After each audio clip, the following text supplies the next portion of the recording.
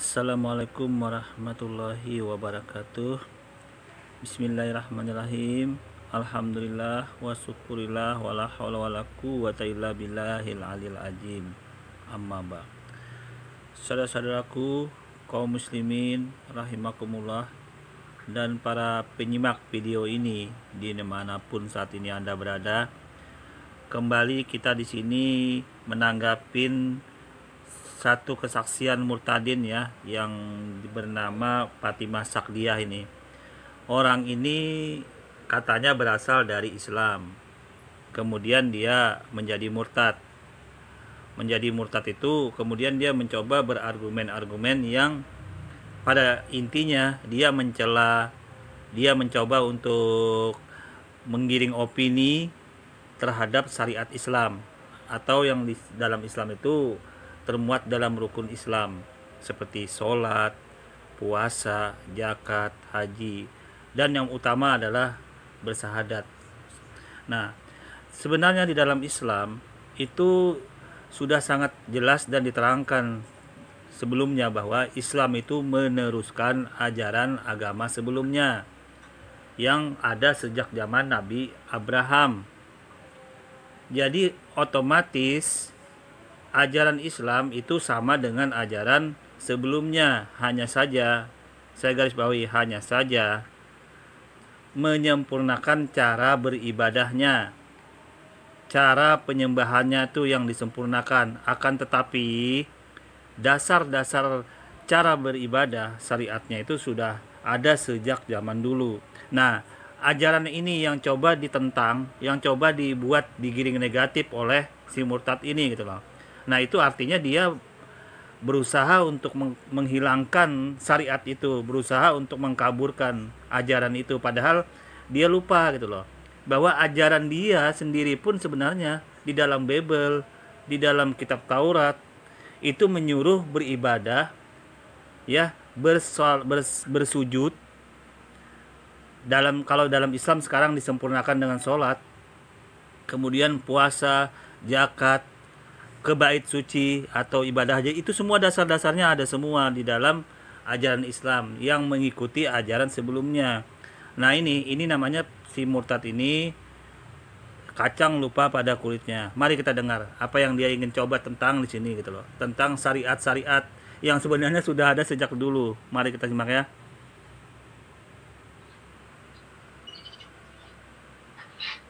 Salam, nama saya Fatimah Sakdiyah. Kali ini saya akan memberikan penjelasan ya kepada teman-teman semua apa yang saya tidak suka dari ajaran Islam ya. Jadi begini, dari awal saya sudah mengatakan ya, tidak pernah punya niatan untuk saya murtad dan keluar dari Islam dengan membuat perbandingan agama tadinya, seperti itu ya. Seperti yang saya sudah saksikan video saya sebelumnya, saya mengatakan bahwa saya dulu di dalam kegelapan dan saya belum menerima terang itu sebabnya saya hanya bisa fanatik ya, hanya bisa yakin yang tidak jelas, tetapi saya tetap merasa bahwa saya adalah sudah menganut agama yang paling benar gitu ya. Itu sebabnya saya merasa bahwa apa yang saya imani dulu ini semuanya indah, semuanya baik gitu ya. Tetapi ketika saya melalui berbagai dengan pengalaman hidup saya, ketika saya sudah masuk di dalam pendalaman mungkin tentang ajaran Islam yang sebenarnya, saya di situ semakin diperlihatkan ya, ada banyak hal yang saya tidak sukai ya. Walaupun mungkin saya tidak membicarakan mengenai tentang kekerasannya ya, tidak. Orang ini mencoba untuk menentang syariat Tuhan ya, menentang perintah Tuhan dalam suatu ajaran agama yang dia tidak suka, katanya yang dia tidak sukai. Itu artinya dia tidak sukai, itu artinya pendapat pribadi ya. Pendapat pribadi dia coba korelasikan ke suatu ajaran agama. Ini ya kalau saya nilai kebodohan namanya. Pendapat pribadi kemudian dikorelasikan ke suatu ajaran agama yang sudah ada sejak dulu. Silahkan Anda buka ini. Yesus pun bersujud dalam Matius 15 ayat 8 sampai 10. Nah, dalam posisi ini dia mencoba untuk menentang syariat sholat. Padahal sholat itu adalah menyempurnakan syariat-syariat sebelumnya yang informasinya itu adalah bersujud. Sujud di dalam Islam itu disempurnakan dengan namanya di dalam Islam adalah sholat. Nah, ini yang coba ditentang oleh manusia murtad ini gitu loh. Mari kita simak dulu ya apa yang ditentang si manusia murtad ini, kita lihat. Membicarakan tentang ketika saya berada di ajaran radikal, ini saya membicarakan Islam pada umumnya saja, ya. Saya tidak suka dari ajaran Islam ini mungkin dari pertama, ketika saya melakukan ritual, ya, ritual sholat seperti itu, saya seperti orang yang berhayal, orang yang berasumsi, orang yang hanya menganggap diri suci seperti itu. Karena apa? Baiklah, kita dengar ya. Orang ini mencoba untuk menggiring negatif kepada ajaran sholat. Padahal ajaran sholat itu di dalam Islam menyempurnakan ajaran sujud sebelum Nabi Muhammad itu datang. Sujud ini sudah dilakukan oleh nabi-nabi sebelumnya. Nabi Abraham, Nabi Musa, Nabi Isa atau Yesus. Mereka bersujud, semua mengajari bersujud, cara menyembah Tuhan. Nah, kemudian ajaran sholat ini coba digiring negatif, atau kalau bisa dihilangkan oleh si murtad ini, dikatakannya bahwa itu adalah yang seperti dia sampaikan, berhayal, macam-macam lah. Mari kita simak dia cara untuk menggiring sesuatu yang dia mencoba menolak ajaran syariah agama, baik sebelum Islam maupun Islam ini sendiri gitu loh. Mari kita simak. Ketika saya sholat, saya tidak mengerti apa yang saya utarakan, ya. Karena ketika saya sholat dulu lebih kepada menghafal ayat-ayatan yang sudah diajarkan untuk kita hafal, begitu. Nah, coba dia mencoba menggiring negatif bahwa tidak mengerti apa yang dia sholat itu gitu. Berarti ini kan kembali ke kebodohan dia sendiri. Siapa suruh bodoh gitu loh. Padahal di dalam Islam itu disuruh belajar, ya, menghafal. Bahkan Islam itu disuruh menghafal.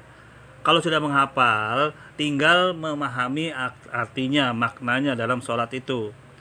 Ya, seperti contoh Allahu Akbar. Di dalam hati kan, oh Allah itu maha besar, maha sempurna. Nggak mungkin Tuhan itu bisa berubah derajatnya menjadi rendah gitu loh. Ya, mengapa nggak bisa rendah derajatnya kalau Tuhan itu maha besar? Kok tiba-tiba ujuk-ujuk dia datang ke bumi menjadi manusia, kok sampai merendahkan dirinya seperti itu? Nah, ini kalau dia otaknya waras seperti itu, dia kalau dalam ajaran Islam berpikirnya gitu loh. Kenapa Tuhan yang maha besar ujuk-ujuk dirinya kok mau menjadi makhluk yang diciptakannya gitu loh. Nah, ini kalau dia otaknya waras, dia bisa belajar seperti itu. Mari kita simak lanjut kembali ya. Ya, jadi dengan berbagai masalah apapun yang berbeda-beda, ya doanya ya begitu-gitu saja, gitu ya teman-teman. Makanya saya bilang, saya merasa saya seperti berasumsi saya diampuni dosanya, berasumsi saya menyembah Tuhan yang benar, begitu ya. Padahal sebenarnya di sini kalau saya sudah di dalam terang begini, semuanya sangat terang benderang, gitu ya, bahwa apa yang saya yakini dulu ini sangat tidak benar gitu ya. Itu mohon maaf, ini kan pendapat saya ya. Ini ini pendapat dia ya. Nah, orang ini si murtad ini lupa diri dia ya kan. Pendapat dia bolehlah, itu hak dia, berasumsi apa saja itu urusan dia. Tetapi sebenarnya ajaran dia pun yang baru nih sekarang, Yesus pun itu bersujud. Ya, Anda bisa lihat di dalam Matius 15 ayat 8 sampai 10. Nah, dalam kitab sabda Yesus, Isa Al-Masih berikut ini, bangsa ini memuliakan aku dengan bibirnya, padahal hatinya jauh daripada aku. Percuma mereka beribadah padaku, sedangkan ajaran yang mereka ajarkan ialah perintah manusia. Nah, kemudian mari kita cek kembali di dalam data-data Bible itu sendiri yang menyuruh dan menjelaskan bahwa semua perintah-perintah Tuhan sebelum Al-Quran itu datang sudah ada dasarnya. Dan ini termuat dalam rukun Islam yang disempurnakan saat ini. Saya kasih contoh rukun Islam yang pertama, bersyahadat. Nah, syahadat tauhid ini sudah ada sejak zaman dulu. Termasuk di ajaran Nabi Musa, ajaran Isa atau Yesus. Saya tampilkan di sini dalilnya di Ulangan 4 ayat 35. Ini tauhid syahadat pada masa itu, ya. Saya tidak bacakan, saya tampilkan saja ini, Anda silahkan lihat. Ini redaksi tauhidnya, redaksi cara menyembah Tuhannya. Intinya dia menyembah Tuhan yang Maha Esa. Ya, silahkan di Ulangan 4 ayat 35, di Yesaya 45 ayat 21, di Markus 12 ayat 29. Nah, ini satu jalur paralel dengan Al-Quran surah Al-Imran ayat 51. Ya, Al-Imran ayat 51. Jadi syahadat nabi-nabi sebelumnya, umat-umat sebelumnya sudah sangat jelas. Nah, ini letak paralelnya ya. Nah, silakan Anda buka Ulangan 6 ayat 4. Ini konsep ketuhanan yang Maha Esa yang benar. Jadi nabi-nabi sebelumnya mereka juga menyembah Tuhan yang sama dengan ajaran Islam, diikuti oleh umat-umatnya. Makanya pengikut Nabi Musa, pengikut Isa atau Yesus yang benar, yang benar-benar menjalankan ajarannya mereka itu, mereka juga dijamin masuk surga. Ini menurut ajaran Islam. Mereka dijamin masuk surga, akan tetapi pengikut Nabi Musa yang sudah berubah sesembahannya, yang sudah tidak mengakuin kenabian, baik kenabian Nabi Isa atau Yesus atau kenabian Nabi Muhammad SAW, ya mereka tergolong orang yang sesat.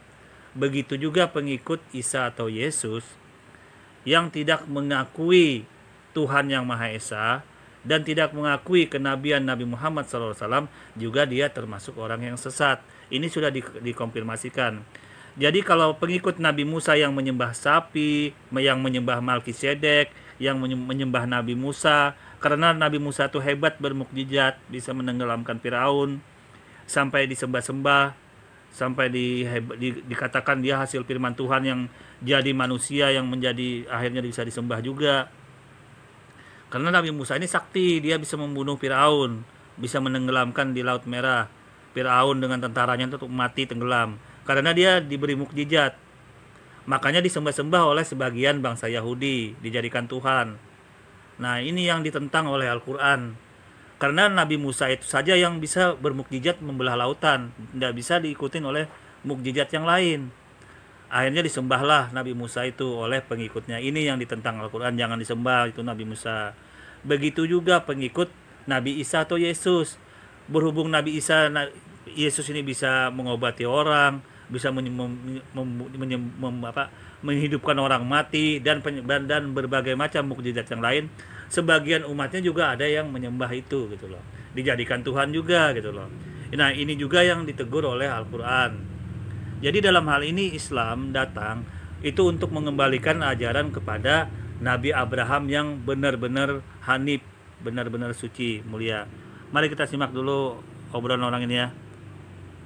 Dapat saya tidak bermaksud untuk menjadikan Islam, tetapi ada hal yang paling saya tidak suka dari ajaran Islam ini adalah ketika Kristen memberikan pengajaran yang baik, pengajaran yang kasih, pengajaran yang toleransi.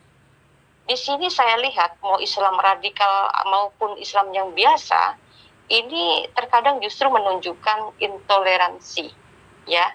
Walaupun tidak semua, ada bagian-bagian tertentu, golongan-golongan tertentu yang mengedepankan intoleransi, ya. Tetapi dalam hal ini ya, simultan ya, kalau Anda berargumen itu, Anda harus bisa membedakan mana suatu ajaran Islam, mana itu perbuatan sebagian golongan umat Islam. Itu Anda harus bisa bedain. Kalau sudah tahu hal-hal seperti itu terjadi, mengapa Anda mencoba menggeneralisir itu perbuatan suatu ajaran? Ujuk-ujuk kan Anda ini mencoba untuk menggiring opini positif dengan ajaran kasih, kata Anda gitu loh. Kan ujuk-ujuknya kan seperti itu, ujung-ujungnya Anda ini gitu loh. Dengan membuat hal-hal mengklaim sesuatu yang radikal, yang teroris, yang macam-macam, ujuk-ujuk Anda mencoba untuk menggiring ke situ kepada ajaran yang positif, kepada ajaran agama Anda. Ini kan suatu bentuk penggiringan opini saja. Padahal di dalam Islam, perbuatan itu berdasarkan Al-Quran, Al-Hadis. Apabila perbuatan itu bukan berasal dari Al-Quran dan Al-Hadis, maka dipastikan itu bukan ajaran Islam. Begitu saja, sangat mudah. Saya kasih contoh, Anda tadi berbicara tentang radikal, intoleran, macam-macam. Nah, Al-Quran sudah sangat jelas mengatakan bahwa jangan mengganggu orang-orang kafir yang hidup berdampingan dengan Islam, yang tidak memerangi Islam. Jadi kalau sudah seperti itu, membunuh mereka itu sama saja membunuh, menyakiti Nabi Muhammad SAW. Dan orang yang membunuh orang di luar, di orang-orang kafir, orang-orang yang di luar non-Islam yang tidak memerangi Islam, itu sama saja membunuh, menyakiti Nabi Muhammad SAW. Jadi dalam hal ini sudah sangat jelas. Anda berbicara toleran, intoleran, itu saya kira omong kosong doang gitu loh. Kita lanjut ya. Kalau orang yang sudah mendalami kepada Qur'annya, saya lebih cenderung melihat orang bukannya malah lebih baik, tetapi lebih fanatik yang terkadang berujung kepada benci kepada sesama, gitu kan, ya. Itu kan aneh kan? Ini adalah opini yang coba Anda giring terhadap suatu ajaran. Ya, opini yang coba Anda giring kepada suatu ajaran. Padahal di dalam Islam itu sudah sangat tegas di Al-Quran menjelaskan siapa saja yang mencoba untuk intoleran, yang mengutak-ngatik ajaran orang-orang di luar Islam, itu tidak akan bakal masuk surga dan dibenci oleh Nabi Muhammad. Dengan catatan orang-orang kafir, orang-orang di luar Islam itu tidak memerangi ajaran umat Islam atau orang Islam ya. Dalam hal ini Anda ini cuma ngomong kosong aja ini gitu loh. Nggak ada nilainya gitu loh. Kita lanjut dulu. Lalu yang saya tidak sukai lagi, kenapa sih kalau di dalam ajaran Islam itu lebih sulit untuk terbuka, ya, selalu tertutup kalau menurut saya. Nah, padahal ini kan suatu keyakinan, ya, keyakinan kan harus meyakinkan. Kalau tidak meyakinkan, ngapain diyakini, gitu ya. Jadi artinya ada sesuatu pertanyaan ketika saya sudah berada di dalam terang ini dan mempertanyakan kenapa dalam ajaran Islam ini seolah-olah seperti hanya sebatas dongeng yang didongengkan oleh ustadz-ustadz tertentu, ya, mengenai keindahan Islam, tetapi tidak diberi rujukan dasarnya, gitu. Misalnya perkataan Rasulullah ini orangnya tidak membalas kejahatan dengan kejahatan, misalkan. Terus dasar ayatnya tuh tidak pernah ditunjukkan kepada publik, di mana, di hadis riwayat mana, seperti itu tidak, ya. Oke. Kita bicara agama Islam saja, Fatimah. Kalau hal-hal yang ujung-ujung, kita bicara sekarang yang pokoknya saja lah. Sudah nggak usah terlalu bicara-bicara yang terlalu cabang muter-muter. Di dalam ajaran Islam itu termuat dalam rukun Islam. Rukun Islam ini sudah ada sebenarnya sejak zaman Nabi Abraham.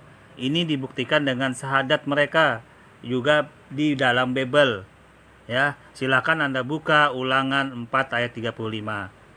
Yesaya 45 ayat 21. Markus 12 ayat 29. Nah, ini satu paralel, satu jalur dalam Islam, dalam Al-Quran surah Al-Imran ayat 51, Al-Maidah ayat 117. Nah, kemudian ini paralel juga dengan Ulangan 6 ayat 4. Ya, Quran 7, Al-A'raf ayat 140. Quran 47 surah Muhammad ayat 19. Nah, dalam hal ini ternyata syahadat mereka sebelum Islam itu datang juga sudah ada. Mereka meyakini Tuhan yang Maha Esa dan mengikuti nabi-nabi yang membawanya. Ya, yang membedakan cuma nabinya saja, rasulnya saja. Misalkan mereka percaya kepada Tuhan yang Maha Esa dan percaya kepada Nabi Musa yang mengutus. Inti konteksnya seperti itu. Mereka percaya kepada Nabi Isa atau Yesus yang percaya, dan mereka mengakui Tuhan yang Maha Esa dan mengakui Nabi Isa atau Yesus itu sebagai rasul yang diutus. Dari konteksnya seperti itu. Nah, sama dengan Islam. Mereka percaya, umat Islam percaya kepada Tuhan yang Maha Esa dan mengakui Nabi Muhammad itu sebagai yang diutus, ya. Semuanya itu sudah satu jalur dalam yang termuat di dalam Islam sekarang ini, namanya syahadatain, syahadat. Dan ini ternyata sudah ada sejak dulu. Bagaimana Anda katakan Islam dongeng kalau ajaran ini sudah ada sejak dulu, Fatimah. Kemudian Anda lihat sujud. Sujud itu juga sudah ada sejak zaman Nabi Abraham, Nabi Musa, Nabi Isa atau Yesus. Ini juga termuat dalil-dalilnya di dalam Taurat, dalam kitab Taurat, dalam kitab Zabur, dalam kitab Injil, dalam Bible. Silahkan Anda buka sujud ini di Samuel 1 ayat 3. Ini tentang sujud loh. Kalau dalam Islam sekarang namanya sholat, kalau dulu namanya sujud. Makanya Islam itu datang untuk menyempurnakan sujud itu gitu loh. Namanya sholat dalam Islam ini. Itu adalah salah satu cara beribadah kepada Tuhan, yaitu dengan cara salah satu berdoa kepada Tuhan. Ya, Anda bisa lihat di Ezra 10 ayat 1. Dasarnya sangat jelas. Di Ayub 1 ayat 21 sujud, ya. Kemudian Anda lihat 1 Samuel 1 ayat 19 tentang sujud. Bagaimana Anda mau bantah ini tentang sholat kalau sekarang namanya, kalau dulu sujud? Silakan Anda buka Kejadian 24 ayat 26, Kejadian 17 ayat 2 sampai 3. Ini tentang sujud semua ini. Anda yang coba pungkiri tentang sholat ini gitu loh. Anda bisa lihat di Bilangan 20 ayat 6, Fatimah. Ya, Anda bisa lihat di Keluaran 24 ayat 1 sampai 2. Nah, ini cara beribadah yang benar kepada Tuhan. Yang Anda coba katakan ini dongeng lah, Anda katakan ini suatu rutinitas yang Anda katakan tadi menjemukan, macam-macam Anda membuat argumen yang negatif tentang sholat. Padahal Anda lupa diri. Di dalam Bible Anda ini tentang sujud, sholat yang sekarang namanya dalam Islam itu sudah ada sejak dulu gitu loh. Silakan Anda buka di Matius 4 ayat 9 sampai 10. Ya. Nah, ini satu paralel dengan Quran 22 ayat 22, Al-Hajj ayat 18, ya. Kemudian Anda buka Keluaran 20 ayat 4 sampai 45. Bagaimana Anda mau bantah ini gitu loh. Semua satu jalur. Nah, kalau dalam Islam sudah sangat jelas saya tampilkan nih. Al-Quran Al-Mu'min ayat 60, ya. An-Nahl ayat 49. Nah, jadi intinya di sini Anda mencoba untuk mencela atau membuat opini negatif tentang sholat. Anda lupa diri bahwa di dalam Bible, di dalam ajaran Nabi Musa, di dalam Yesus pun sujud gitu loh. Anda lupa diri di situ gitu loh. Silahkan Anda lihat Wahyu 7 ayat 11.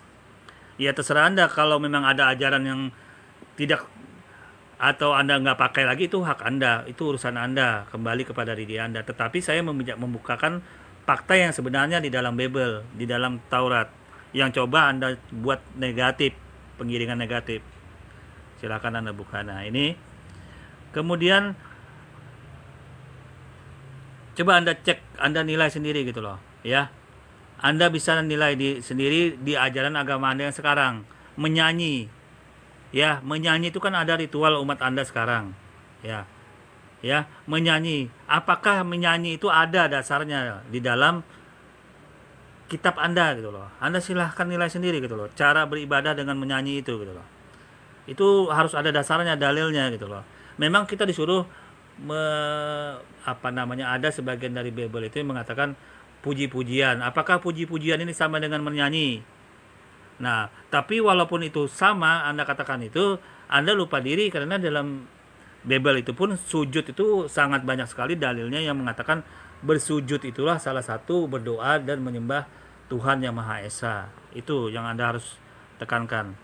Kemudian puasa juga di dalam Islam itu sudah jelas ritualnya. Dan di dalam ajaran agama Anda pun itu sudah sangat jelas. Kalau puasa mungkin Anda masih mengakui lah kalau puasa. Karena puasa ini kelihatannya Anda nih sebagian ada yang puasa juga gitu loh. Walaupun tidak diwajibkan lagi puasa, dihilangkan kewajibannya puasa ini, akan tetapi masih ada kalau saya lihat Anda mengamalkan puasa. Ini juga termuat di dalam Bible ya, di dalam Taurat di Matius 6 ayat 16 sampai 18 ya. Nah, kemudian zakat. Kalau zakat mungkin di Amsal 3 ayat 9. Di Imamat 27 ayat 16. Nah, ini satu paralel dengan rukun Islam ya. Satu paralel juga itu rukun Islam, yaitu zakat. Pelaksanaan zakat itu juga ada. Kemudian yang sering juga dibuat bully-bulian, diserang itu adalah haji. Nah, ini haji ini yang kadang-kadang dari umat-umat kaum terjemahan ini mencoba untuk menggiring negatif haji. Padahal dia lupa diri. Haji ini sebenarnya sudah ada sejak dulu. Sejak ada di dalam Bible pun termuat. Di dalam kitab Taurat pun termuat gitu loh. Dia mencoba untuk menyerang ajaran haji dengan macam-macam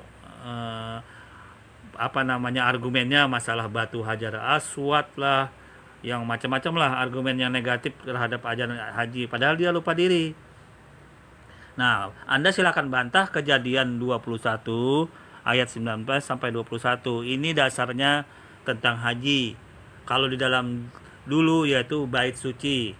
Nah, ini silakan Anda bantah kalau memang kalau Anda membantah menyangkal tentang haji dalam Islam, Anda lupa diri, karena di dalam ajaran Taurat, ajaran Nabi Musa, ajaran Nabi Yesus atau Isa pun sudah ada haji gitu loh. Anda silakan lihat Kejadian 16 ayat 7, Kejadian 16 ayat 4, Kejadian 21 ayat 19. Ya, Mazmur 84 5 sampai 6 ayatnya. Nah, di sini sudah sangat jelas ya. Sudah sangat jelas paralel dengan Quran surah Al-Baqarah ayat 158. Quran Al-Hajj ayat 27. Paralel semua loh ini. Nah, Quran 22 ayat 26. Jadi apabila sebagian dari umat Anda mencoba menggoreng-goreng syariat Islam, Anda lupa diri. Karena sebelumnya juga di dalam ajaran agama mereka yaitu bait mazmur namanya. Bait mazmur. Nah, itu mereka beribadah seperti haji yang sekarang ini. Saya katakan juga haji dulu itu sudah ada, akan tetapi disempurnakan dengan haji yang ada sekarang di Baitullah. Ya, jadi jangan lupa. Jadi kalau sebagian dari kaum kafir atau murtad ini mencoba menggiring negatif tentang haji, dia lupa diri, lupa dengan ajaran yang sebenarnya gitu loh, yang sudah ada sejak zaman dulu.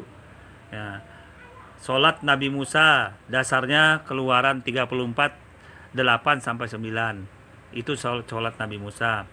Sholat Nabi Solomon Raja 28 ayat 22. Ya. Silakan Anda buka sendiri itu dalam Bible, ada itu lengkap. Terus Anda bisa lihat Tawarik 6 ayat 13 sampai 14. Sholat Nabi Yusak atau Yosua, ya, Anda bisa lihat di Yosua 5 ayat 14. Itu namanya memang dulu belum sholat tapi bersujud.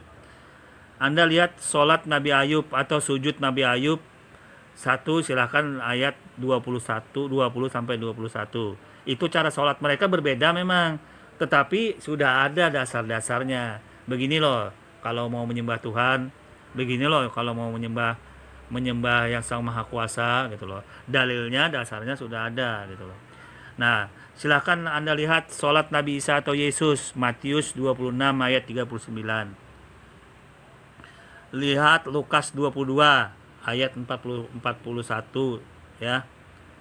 Silakan Anda buka Markus 14 35 sampai 36. Silakan Anda lihat sholat orang Israel Yahudi ya, Keluaran 12 ayat 27 sampai 28. Terus 2 Tawarik 7 ayat 3. Nah, jadi intinya di sini Anda mencoba untuk membuat opini negatif lah, bla bla bla bla. Kemudian Anda mencoba serang di situ, tetapi Anda lupa di Bible Anda, di Taurat Anda yang sejak ada sudah zaman dulu itu berbicara tentang rukun Islam yang ada saat ini. Saya sampaikan lagi, saya garis bawahi, Islam, rukun Islam, syariat-syariat Islam itu meneruskan ajaran yang dulu, yang coba dibuang, yang coba dihilangkan oleh ajaran-ajaran yang tidak sesuai lagi, yang mencoba membantah, menghilangkan ajaran-ajaran yang masih benar, gitu loh. Yang masih benar. Yang masih benar yaitu yang bertauhid sesuai dengan yang saya sampaikan tadi. Ya, dengan dalil-dalilnya lengkap, semua ada gitu loh, ya. Jadi apapun yang Anda coba giring opini negatif, terbantahkan. Kalau perbuatan pribadi ya itu urusan Anda, mau Anda kalau pribadi nggak usah dibuat menggeneralisasi suatu ajaran agama. Karena perbuatan pribadi itu banyak bisa benar, bisa salah. Tetapi semua tidak ada berkorelasi dengan suatu ajaran agama, kebenaran suatu agama gitu loh. Kalau perbuatan pribadi Anda coba asumsikan itu menggeneralisir perbuatan suatu ajaran agama, ya itu suatu bohong, blow on namanya, pikiran yang odong-odong gitu loh. Oke? Kurang lebihnya saya mohon maaf. Assalamualaikum warahmatullahi wabarakatuh.